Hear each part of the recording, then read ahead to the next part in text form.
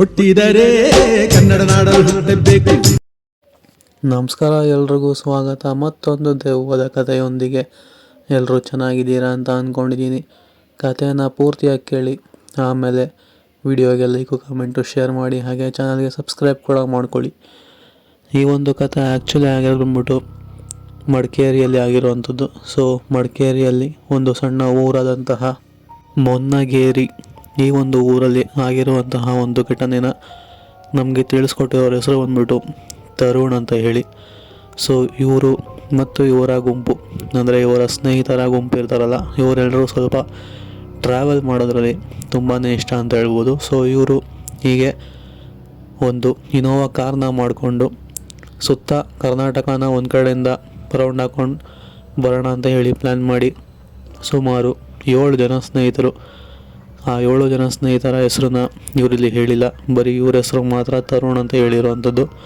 So ಇವರ ಜೀವನದಲ್ಲಿ ಆದಂತಹ ಒಂದು ಘಟನೆ, ಆ ಒಂದು ಮಡಿಕೇರಿ ಊರಲ್ಲಿ ಹೋಗುವಾಗ ಆದಂತಹ ಒಂದು ಘಟನೆನ ಅವ್ರು ನಮಗೆ ಯಾವ ಥರ ತಿಳಿಸ್ಕೊಟ್ಟಿದ್ದಾರೋ ನಾನು ಕೂಡ ನಿಮಗೆ ಅದೇ ರೀತಿ ತಿಳಿಸ್ಕೊಡ್ತಾ ಹೋಗ್ತೀನಿ. ಕಥೆನ ಪೂರ್ತಿಯಾಗಿ ಕೇಳಿ. ಇವರು ಮೂಲತಃ ಬಂದು ಬೆಂಗಳೂರಿನವರು, ಅಂದರೆ ಅವರ ಸ್ನೇಹಿತರು ಎಲ್ಲರೂ ಕೂಡ ಬೆಂಗಳೂರಿನವರೇ.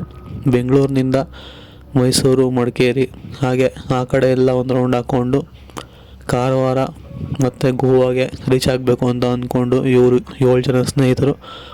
ಇವರ ಸ್ನೇಹಿತರ ಒಬ್ಬರ ಕಾರು, ಆ ಇನೋವಾ ಕಾರಿನ ಇರ್ತಲ್ಲ, ಸೊ ಅದು ಇವರ ಸ್ನೇಹಿತರಲ್ಲೇ ಒಬ್ರದ್ದು ಕಾರು, ಅದು ಯಾರ್ದು ಅಂತ ಕೂಡ ಹೇಳಿಲ್ಲ.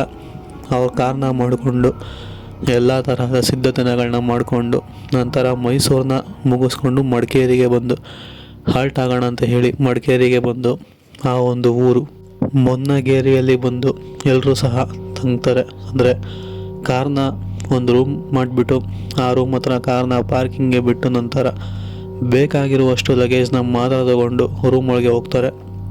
ಸೊ ಈ ಒಂದು ರೂಮ್ನಲ್ಲೇ ಆದಂತಹ ಒಂದು ಘಟನೆ ಅಂತಲೇ ಹೇಳ್ಬೋದು.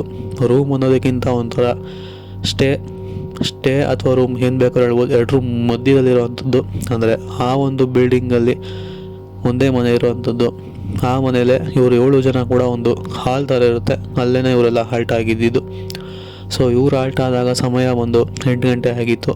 ಹೀಗೆ ಅವರೆಲ್ಲರೂ ಕೂಡ ಆಚೆ ಕಡೆ ಹೋಗಿ ಊಟ ಮಾಡಿಕೊಂಡು ಪುನಃ ಬಂದು ಅವತ್ತಿನ ದಿನಚರಿಗಳನ್ನೆಲ್ಲ ಮಾತಾಡಿಕೊಂಡು ನಂತರ ಮಲ್ಕೊಳ್ಳೋಕ್ಕೆ ಶುರು ಮಾಡ್ತಾರೆ. ಹಾಗೆ ಮಲ್ಕೊತಾರೆ ಕೂಡ. ಹೀಗೆ ಹೋಗ್ತಾ ಸಮಯ ಕಳೆದಂತೆ ಸರಿಸುಮಾರು ಬೆಳಗ್ಗೆ ಜಾವ 2 ಕಾಲಾಗಿತ್ತೇನೋ, ಆವಾಗ ಇವರಿಗೆ ಒಂಥರ ವಿಚಿತ್ರವಾದಂತಹ ಶಬ್ದ ಕೇಳಿಸುತ್ತೆ. ಅಂದರೆ ಯಾರೋ ಜೋರಾಗಿ ಅಳ್ತಿರೋ ಹಾಗೆ ಇವ್ರಿಗೆ ಶಬ್ದ ಕೇಳಿ ಬರುತ್ತೆ. ಹಾಗೆ ಎಲ್ಲ ಸ್ನೇಹಿತರು ಕೂಡ ಎದ್ದೇಳ್ತಾರೆ. ನಿನಗೇನಾದ್ರು ಶಬ್ದ ಕೇಳಿಸ್ತಿದೆಯಾ ಅಂತ ಪ್ರತಿಯೊಬ್ಬರಿಗೂ ಕೇಳ್ಕೊಂಡಿರೋವಂಥದ್ದು. ಸೊ ಹಾಗೆ ಆ ಒಂದು ಶಬ್ದ ಏನಿದೆಯಲ್ಲ, ಅದು ಎಲ್ಲರೂ ಕೂಡ ಕೇಳಿಸಿರೋವಂಥದ್ದು. ಎಲ್ಲರೂ ಕೂಡ ಆ ಒಂದು ಶಬ್ದ ಎಲ್ಲಿದೆ ಅಂತ ಹೇಳಿ ಕಿಟಕಿನ ತೆಗೆದುಬಿಟ್ಟು ನೋಡ್ತಾರೆ. ಯಾಕೆ ಅಂತಂದರೆ ಆ ಸಮಯದಲ್ಲಿ ಎಲ್ಲರೂ ಸಹ ಒಮ್ಮೆಲೆ ಗಾಬರಿ ಆಗಿದ್ರು. ಯಾಕೆ ಅಂತಂದರೆ ಆ ಥರ ಸೌಂಡು ಆ ಮಧ್ಯರಾತ್ರಿಯಲ್ಲಿ ಇರೋದು ಒಂದೇ ಮನೆ ಬಂತು ಅಂತಂದರೆ ಗಾಬರಿ ಆಗೋದು ಸಹಜನೇ. ಒಂದೇ ಮನೆ ಅಂತ ಹೇಳೋಕ್ಕಿಂತ ಸುತ್ತಮುತ್ತ ಇದ್ದಾವೆ ಕಾಟೇಜಸ್ಗಳು, ಬಟ್ ಇವರು ವಾಸವಾಗಿದ್ದು ಒಂದೇ ಲಾಸ್ಟಲ್ಲಿರುವಂತಹ ಒಂದು ರೂಮ್ ಅಂತ ಹೇಳಿರೋವಂಥದ್ದು.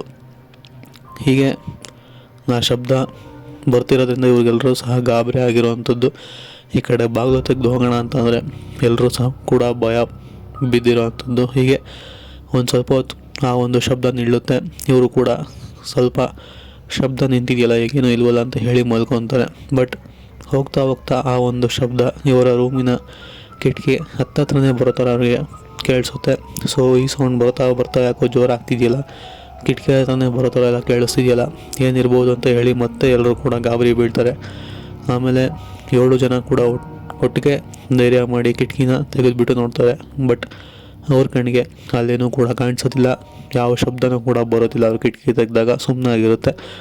ಪುನಃ ಇದು ಏನಾಗ್ತಿದೆ ಅಂತ ಗೊತ್ತಿಲ್ಲ, ಒಂದೊಮ್ಮೆ ಬೆಳಗಾಗಲಿ, ಇಲ್ಲಿಂದ ಎಷ್ಟು ಬೇಗ ಆಗುತ್ತೋ ಅಷ್ಟು ಬೇಗ ಹೋದರೆ ನಮಗೆ ಒಳ್ಳೆಯದು ಅಂತ ಹೇಳಿ ಎಲ್ಲರೂ ಕೂಡ ಮತ್ತೆ ಮಲ್ಕೊತಾರೆ. ಮಲ್ಕೊಂಡು ಸ್ವಲ್ಪ ಸಮಯ ಆದಮೇಲೆ ಯಾರೋ ಕಿಟಕಿನ ತಟ್ಟಿದ ರೀತಿಯಲ್ಲಿ ಅವ್ರಿಗೆ ಕೇಳಿಸುತ್ತೆ. ಎಲ್ಲರೂ ಕೂಡ ಕೇಳಿಸಿರೋ ಅಂಥದ್ದು, ಯಾರು ಈ ಹೊತ್ತಿನಲ್ಲಿ ಕಿಟಕಿನ ತಡ್ತಿದ್ರಲ್ಲ ಅಂತ ಹೇಳಿ ಒಮ್ಮೆಲೆ ಮತ್ತೆ ಗಾಬರಿ ಬೀಳ್ತಾರೆ ಎಲ್ಲರೂ ಕೂಡ. ಗಾಬರಿ ಬಿದ್ದು ಇವಾಗೇನಿದೆಯಲ್ಲ ಅವರು ಕಿಟಕಿನ ತೆಗೆಯೋದಕ್ಕೆ ಹೋಗಲ್ಲ. ಯಾಕೆಂತಂದರೆ ಈ ಸಮಯದಲ್ಲಿ ಯಾರು, ಅದು ಕೊನೆ ಮನೆ ಬೇರೆ, ಹಿಂದೆಗಡೆ ನೋಡಿದ್ರೆ ಸ್ವಲ್ಪ ಬರೀ ಗಿಡ ಮರಗಳಿಂದ ತುಂಬ್ಕೊಂಡಿರೋವಂಥದ್ದು, ರೋಡ್ ಬೇರೆ ಇಲ್ಲ. ಸೊ ಈ ಸಮಯದಲ್ಲಿ ಇಲ್ಲಿ ಯಾರು ಬಂದು ತಡ್ತಿದ್ದಾರೆ ಅಂತ ಯೋಚನೆ ಮಾಡಿಕೊಂಡು ಒಮ್ಮೆಲೆ ಯಾರೂ ಕೂಡ ಕಿಟಕಿನ ತೆಗೆಯೋದಕ್ಕೆ ಹೋಗೋದಿಲ್ಲ. ಇದಾದಮೇಲೆ ಶಬ್ದ ಸ್ವಲ್ಪ ಕಮ್ಮಿ ಆಗುತ್ತೆ. ಆವಾಗ ಕಿಟಕಿನ ತೆಗಿತಾರೆ ಸ್ನೇಹಿತರು ಎಲ್ಲರೂ ಒಟ್ಟಿಗೆ ಗೂಡಿ. ಕಿಟಕಿನ ತೆಗೆದುಬಿಟ್ಟು ಒಂದು ಸ್ವಲ್ಪ ಹೊತ್ತು ಹಾಗೆ ಬಿಡ್ತಾರೆ. ಎಲ್ಲಿಂದ ಬರ್ತದೆ ಒಂದು ಶಬ್ದ ನೋಡೋಣ ಏನಾಗುತ್ತೆ ಅಂತ ಹೇಳಿ ಬಿಡ್ತಾರೆ.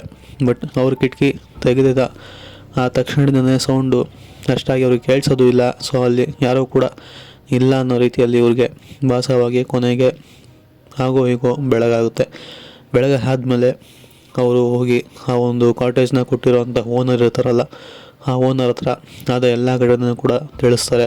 ಆವಾಗ ಅವ್ರಿಗೆ ಗೊತ್ತಾಗುವಂಥದ್ದು ಅಂದರೆ ಈ ಒಂದು ಕಾಟೇಜ್ನಲ್ಲಿ, ಅಂದರೆ ಅವ್ರು ಉಳ್ಕೊಂಡಿದ್ರಲ್ಲ ಆ ಒಂದು ಕಾಟೇಜ್ಗೆ ಮಾತ್ರ ಈ ಥರ ಶಬ್ದ ಅವಾಗವಾಗ ಕೇಳಿಸ್ತಾನೆ ಇರುತ್ತೆ. ಅದು ಯಾವುದೋ ಒಂದು ಹಿಂದೆ ಆಗಿರುವಂತಹ ಘಟನೆ. ಬಟ್ ಆ ಒಂದು ಘಟನೆ ಆದಮೇಲೆ ಅಲ್ಲಿ ಬರೋರಿಗೆ ಆವಾಗವಾಗ, ಎಲ್ರಿಗೂ ಅಲ್ಲ, ಆವಾಗವಾಗ ಬಂದವ್ರಿಗೆ ಮಾತ್ರ ಈ ಥರ ವಿಚಿತ್ರ ಶಬ್ದಗಳು ಕೇಳಿಸ್ತವೆ ಅಂತ ಹೇಳಿ ಆ ಒಂದು ಓನರ್ ಹೇಳಿರೋವಂಥದ್ದು.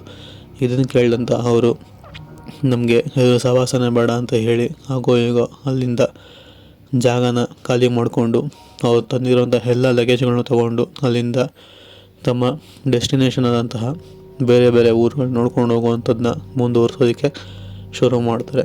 ಸೊ ಇದು ಈ ಒಂದು ತರುಣ್ ಎಂಬುವವರು ಅವರ ಜೀವನದಲ್ಲಿ ಆದಂತಹ ಒಂದು ಘಟನೆ, ಅವರು ಉಳ್ಕೊಂಡಾಗ ಆದಂತಹ ಒಂದು ಘಟನೆನ, ಸತ್ಯ ಘಟನೆನ ಅವ್ರು ನಮಗೆ ತಿಳಿಸಿರುವಂಥದ್ದು. ಸೊ ಇಷ್ಟ ಆಗಿದೆ ಅಂತ ಅಂದ್ಕೊಂಡಿದ್ದೀನಿ. ಸಿಗೋಣ ಮತ್ತೊಂದು ವಿಡಿಯೋದಲ್ಲಿ. Until then take care, good bye friends.